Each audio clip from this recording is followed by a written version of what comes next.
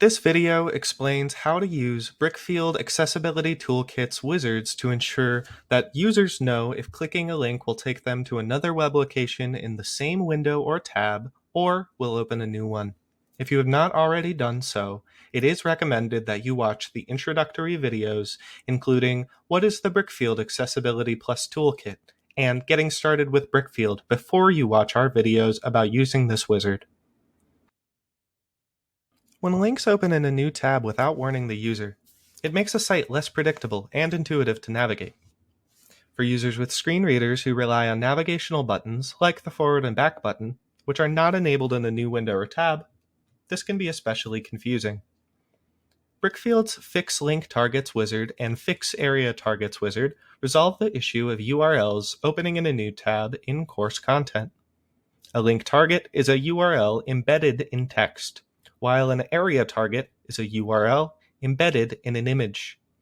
To remedy the issue of inaccessible link targets, NC State's Moodle theme adds a small icon after links that open in a new window to alert users of that behavior.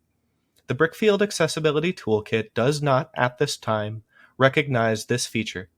Thus, you may choose to skip or ignore this error since it is likely a false positive error flag. The Brickfield wizard's action is to change link targets so that links do not open in a new window. It does not provide learners with a warning as a possible fix. Let's take a look at what the wizards look like in Moodle.